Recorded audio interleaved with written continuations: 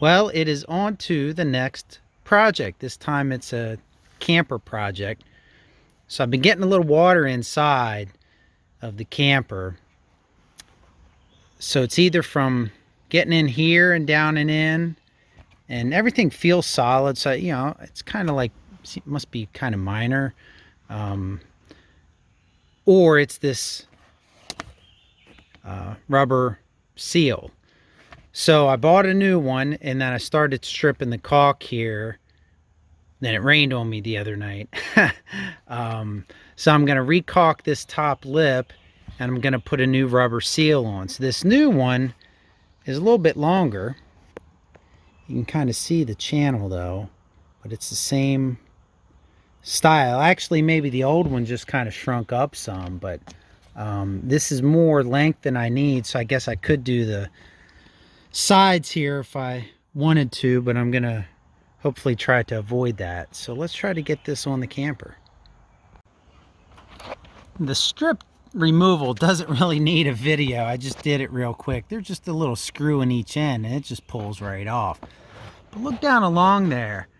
That kind of tells a story. There's this gunk up underneath it on this edge, but not down on that edge. So this is kind of where the water's been coming in on this edge. All right, and then I didn't video putting this on because it's so easy. I mean, it just slides right on. But I slid it on and then I recaulked. It's clear caulk, so it kind of looks dirty there, but I cleaned off as much as I could underneath, and the clear has already cured. And I got a little, I just now put a little bit more back on here. The rubber's a little low here, so I just filled the gap with a little bit of caulk. And the reason it's low is because of the way I put that screw on. So be careful when you put that screw on that you're kind of going up and sort of to the corner to draw the gasket up. We're gonna keep going here. I've replaced this rubber gasket, but I'm still getting some water in. And obviously, you know, the big issue here is I scraped the camper years ago and bent this drip J channel, I think is what they call it, in. So I'm getting uneven, you know, I'm getting spots where the water's just running down. So that's probably one of the issues. So I'm also gonna replace this gasket. I bought that off Amazon. And I got a stick-on J channel that I'm going to put just above this slide out as well. But this really should just involve taking these corners out on the top, pulling the caulk off, and then sliding it out. So let's give it a shot. Alright, so I took those 3 screws out. This one was really long. The other 2 were short, of course. And the corner just popped off. So that means my little edge of caulk there really wasn't doing much, and then I can see in here the caulk is sort of separated some, so it was probably mostly protected, but it's, you know, it'll be good to get that replaced. So now I should just be able to pull this channel out. So that's what I'm going to do, and I'm going to turn the camera off so I don't fall off the ladder. So that's interesting. I can't believe I didn't pick up on that. There's a screw here you take out. I'm on the other side now, of course, that holds this cap in. And before I took this side out, I couldn't pull this out. And I was like, man, that's tight. You know, I was pulling from down there. It's because that screw was holding it. As soon as you know, I pulled the screw out of this end, it came right out. So that should make this a lot easier now. And likewise here at the bottom, this screw is holding it in. The question is, do I have enough? Is the length enough? That's why I stretched it out, and there you can see it down there, and I did 23 up to that stick. So I only have 25-foot tape, so that's 23 plus 3 and about 4 inches. So 26 foot 4 inches is about what you get out of this roll, and it is barely enough. So I will not cut sloppily on this. All right, so what I've done here is I've cut a little piece of the old that because they wanted to extend over some, so I'll make sure I, you know, cut this side piece, you know, proper to snug up against it.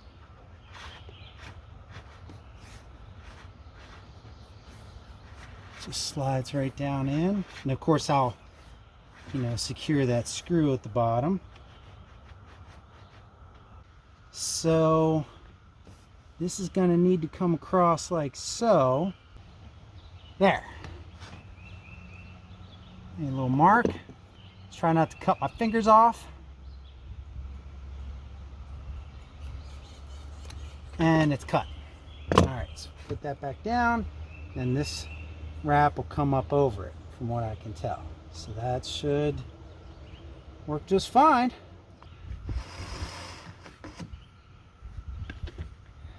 Look at that one. That was not normal wear and tear, let's just say. I'll explain that mess up some other time.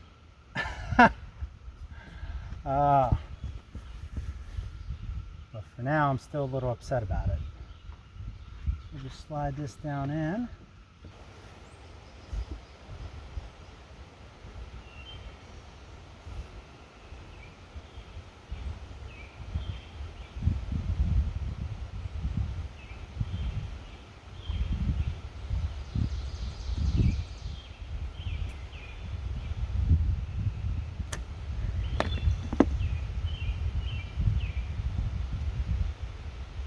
Go over like that.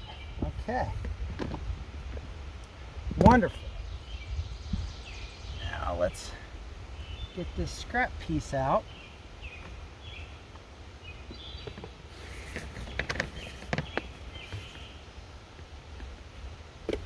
Get the real piece in.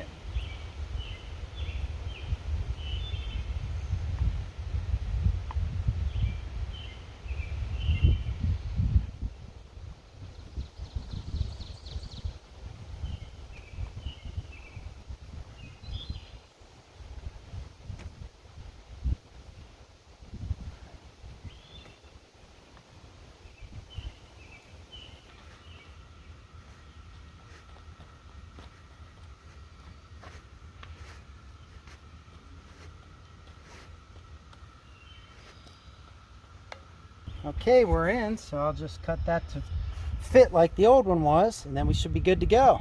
Reassemble and caulk the corners. And we had that much to spare. Boy, they do not give you any more than you need. So there it is, all the way up this side. Let me show you the other side. Here's this side, all the way up.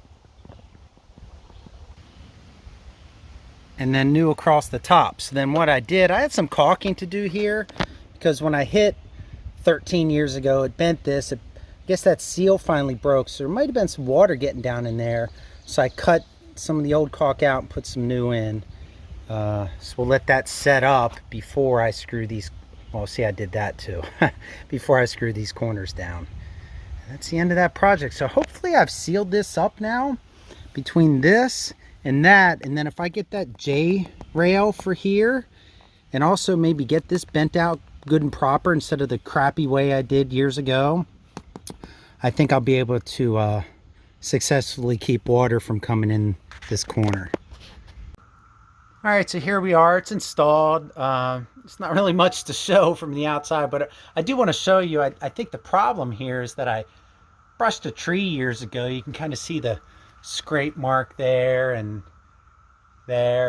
pushed in that J channel, and I think that ultimately is what caused too much water to sort of flow over on top of the slide. Of just too much between the J channel and then the slight bend in this top piece on the slide out. But we got the rain last night, and that was rain to the tune of solid ½ an inch. It's hard to tell here. There was a little bit in there before it started. So let's go check out inside the camper. Here we are inside. That's the microfiber cloth I had, sort of catching any rain that made it. Very hard to see, but that seal is flat there. Let's check out the cloth. All right, dry. So I think that did it. There we go. We'll put that cloth back in place just in case. But again, I think I got it solved, at least for now. All right, next up is this drain hose replacement. So you get condensation coming off here, and there's a tray that sits in here, and then it goes into this hole. So we're going to replace that from the outside. So to do that, you've got 2 screws up under here, 2 screws, one down in each corner there.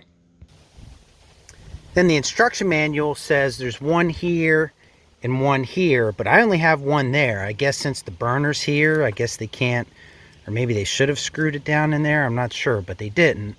So we're going to replace it. And I'll show you, it broke off. It's very brittle, so it broke off up there, and I need it to come all the way out here. And for reference here, it's the Dometic, and I circled it there. The 2652 is the model number. Okay, so to get to these top 2 screws, you got to take this panel off. And it's pretty easy. It just pops out right there. Then this side is sort of sits down in that groove there. So you got to pull this out. Be careful you don't rip on those wires.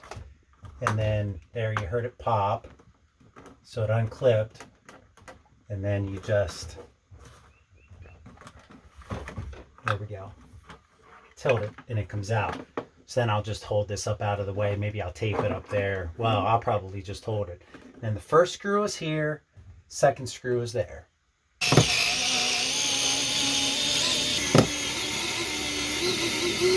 So I'll just clip it back and just to set it there.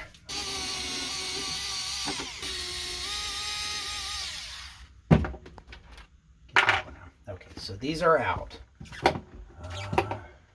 Now, the other thing is this plate comes off, but I don't think I need to take it off. Yeah, not to get the fridge out. All right, let's get this one out. All right, so the next thing we're going to do is, we're going to take the fuse out to cut the power to that DC socket. All right, then to get these off, you can't really get good leverage, so just use this, the straight bit, and fit them down in there. You'll feel them click.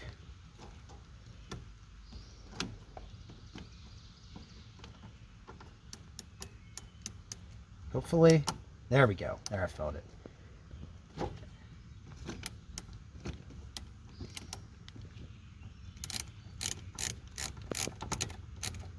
Loose. Same thing here. So now both of these are loose. Now the wires will come out. And I taped to the one on the right. So now this is completely free aside from the gas hose. So then the gas hose, the gas of course is turned off. Just loosen that. And I'll slide this back. Take just that and that, just so nothing gets in there. All right, so now we're just going to slide this out. I'm going to get a hold of it here. Just slides right out.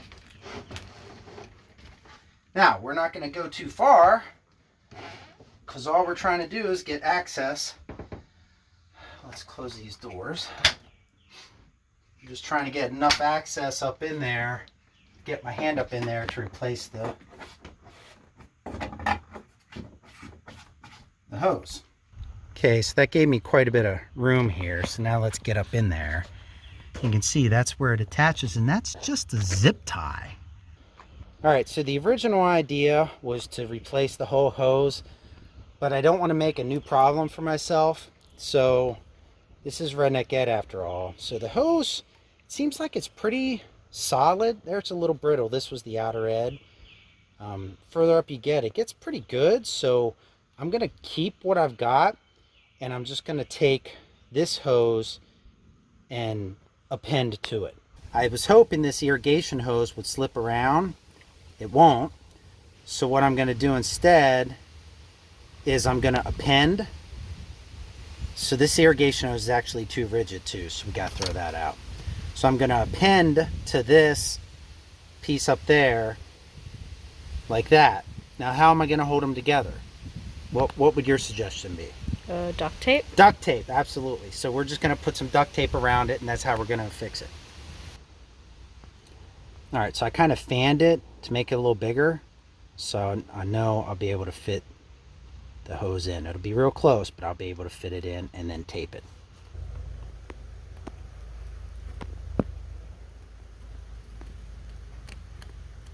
There we go, I'm on it. So now let's just tighten the tape.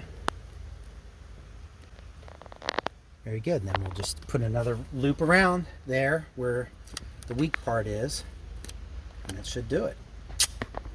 One more loop around there. Now this is definitely one part of the project that we want comments on.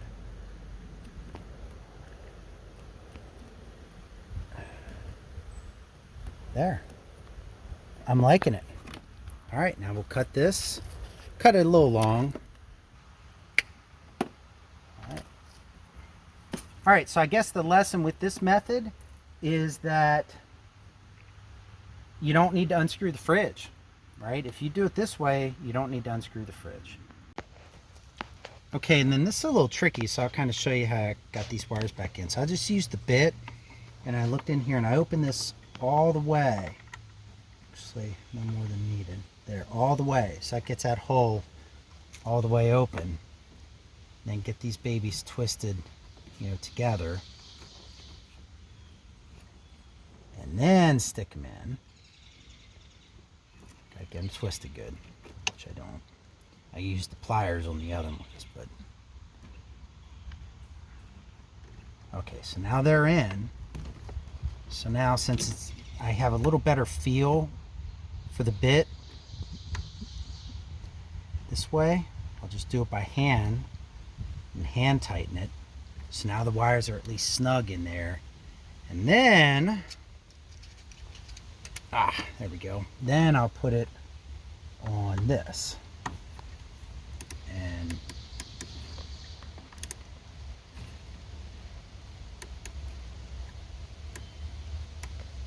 tighten it that way. So now they're snug. And I'll just leave that tape on there. Okay. All right, so I've got it all screwed down. So now I'm just going to feed this through. Guess I should check the power before I do this, but I'm pretty confident we didn't mess that up. So now I'll trim that, of course. Okay, let's check inside. All right, let's put the fuse back in. Okay, we're back online.